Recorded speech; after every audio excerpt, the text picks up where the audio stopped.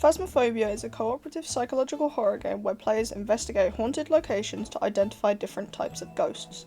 At first glance, it seems pretty straightforward. You collect evidence, figure out what the ghost is, and leave. But what makes the game genuinely interesting isn't just the investigation aspect, it's how each ghost behaves differently. Every ghost type has its own unique mechanics, from how fast it hunts to when it hunts to how it interacts with the environment and the players. Those mechanics don't just make the ghost different on paper, they completely change how players move, communicate, manage sanity, and survive. In this video, I'm going to analyse 9 more ghost types and explain how their specific behaviours influence player psychology and game design. If you haven't seen part 1 to this video, then it is in the top corner for you to go and click on and watch now. And if you wish to see part 3, don't forget to like and subscribe, and I will put part 3 out, hopefully, tomorrow. The first ghost that we are going to cover in this video is the Moroi. The evidence that you can get for a Moroi is spirit box, ghostwriting, and freezing temperatures. The Moroi is built around one core mechanic, punishment through information. It places a curse on players when it speaks through the spirit box, parabolic microphone, or sound recorder, and that curse causes the player's sanity to continuously drain. This is a brilliant design choice because it weaponizes investigation itself. The very act of gathering evidence, something players must do to win, becomes a long-term liability. Unlike many other ghosts, the Moroi's threat scales with the team's mental state. It hunts at 50% average sanity, but its speed increases dramatically as sanity drops. At high sanity and without line of sight, it moves at only 1.5 meters per second, making it manageable. However, when average sanity is low and it gains continuous line of sight, it can reach an extreme 3.75 meters per second.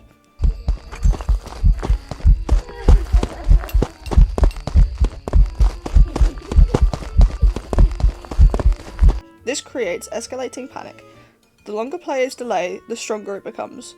The Moroi effectively punishes slow, drawn-out investigations and rewards efficient teamwork. Defensively, in Sense blinds the Moroi for 7 seconds instead of the standard 5, slightly increasing survivability, but only temporary. On lower evidence difficulties, it is guaranteed to give Spirit Box evidence, ensuring that its curse mechanic remains discoverable even when evidence is limited. The Moroi embodies snowball horror, the idea that the game gets harder the more afraid and disorganised that you become. The next ghost that we are going to cover is the Myling. The evidence for a Myling is EMF 5, ultraviolet, and ghostwriting. The Myling manipulates one of Phasmophobia's most important survival tools, sound. During hunts, ghost footsteps and vocals are normally audible from 20 meters away. The Myling reduces this to 12 meters, meaning players hear it much later than expected. This delay disrupts learned behaviour. Players rely heavily on audio cues to time their hiding or movement, and the Myling removes that comfort. Ironically, outside of hunts, the Myling is more talkative. It produces paranormal sounds more frequently through the parabolic microphone and sound recorder, encouraging players to associate it with noise during investigation, only to become terrifyingly quiet during hunts.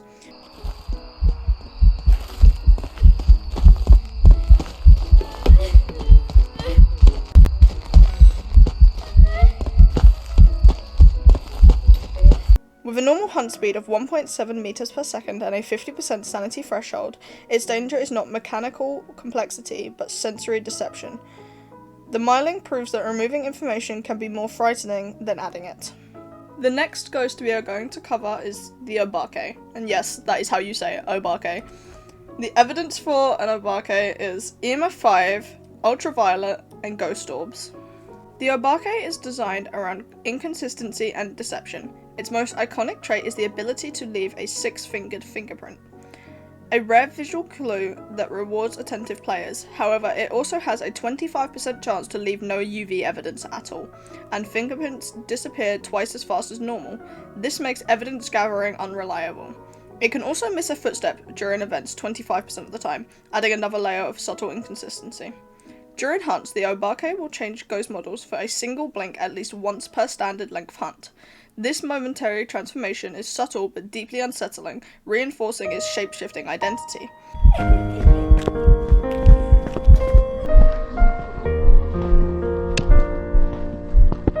Despite these tricks, it maintains a standard 1.7 meters per second hunt speed and hunts at 50% sanity. On lower evidence difficulties, it is guaranteed UV evidence, ensuring fairness in design. The Obake challenges player confidence. Even when you think you've seen solid evidence, you might be wrong. The next ghost that we are going to cover is the Obambo. This is one of the brand new ghosts to Phasmophobia, so I'm not too, accustomed to it just yet. The evidence for an Obambo is ghostwriting, ultraviolet, and dots. The Obambo alternates between calm and aggressive states every 2 minutes, with the timer beginning halfway through calm once the front door is first opened. In its aggressive state, it hunts at 65% average sanity and moves at 1.96 meters per second, significantly increasing threat.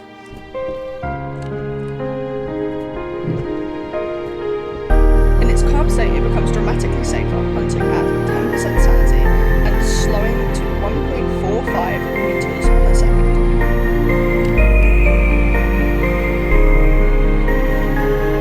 Additionally, its hunt duration is decreased by 20%, meaning hunts are shorter but potentially more frequent. This time-based cycling forces players to think strategically.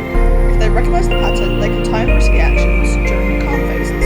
If they don't, they may be caught during aggression unexpectedly. The Obama introduces rhythm into horror, danger that comes in waves. The next ghost we are going to cover is the Oni. The evidence you can get for an Oni ghost is EMF 5, freezing temps, and dots. The Oni thrives on visibility and group proximity.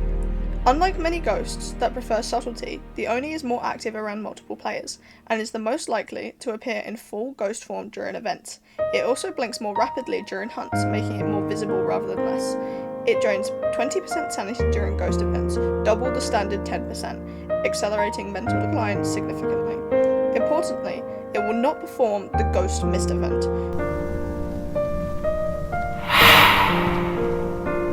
Removing one subtle behaviour and reinforcing its presence for bold, visible manifestations. The Oni represents aggressive presence, it doesn't hide, it overwhelms.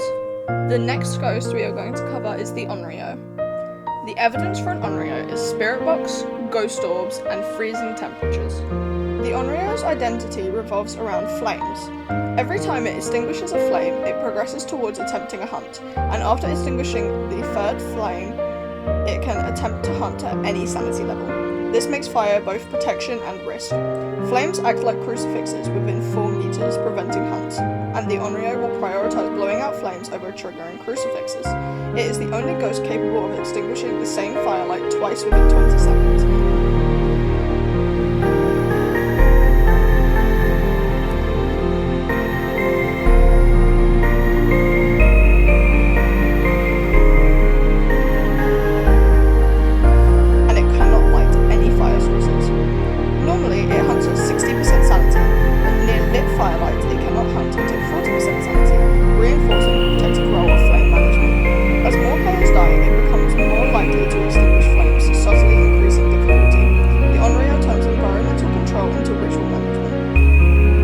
Ghost we will be covering is a phantom. The evidence for a phantom is spirit box, ultraviolet, and dots. The phantom distorts perception. It will not appear in ghost photos or standard ghost videos, though it will still appear in dots, shadow forms, and hunting footage. Taking a photo or video during an event will cause it to disappear, though the event may continue, creating uncertainty. It is less visible during hunts, increasing visual ambiguity.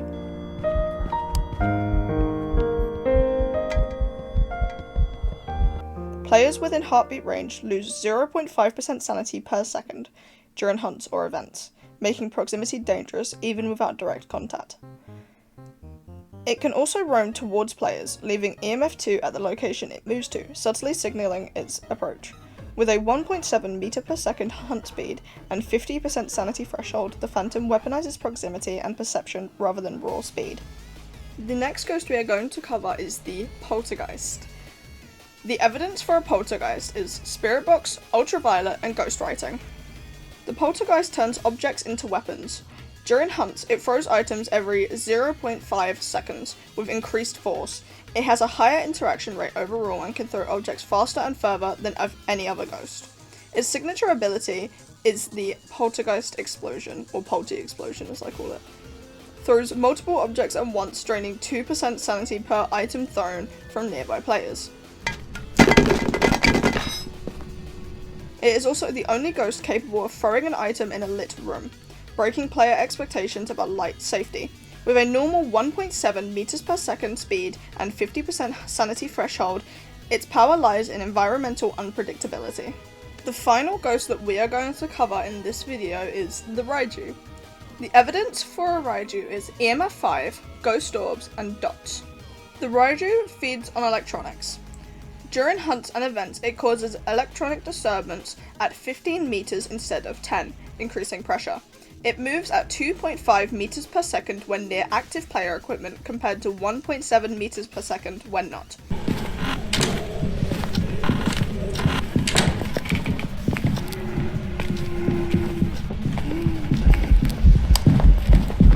It can hunt at 65% sanity if near active electronics. It also has a louder heartbeat sound, intensifying stress. Interestingly, it only gains line of sight speed increases when not within range of electronics. Once within range, line of sight boosts stop, making its behaviour situational. The Raiju punishes reliance on tools, equipment becomes both lifeline and danger. And that is going to actually be the end of this video. We still have 9 more ghosts to go over in part 3, which I, fingers crossed, will post tomorrow. I'm too lazy to do it today. But we're getting there. Reminder that this is in fact a college project, so any sort of interactions would be great because I do have to write an essay on my analytics after this. So please, if you like this, then please don't forget to like and subscribe for part 3. Don't forget to go and give part 1 a watch, and I will see you guys in the next video. Bye!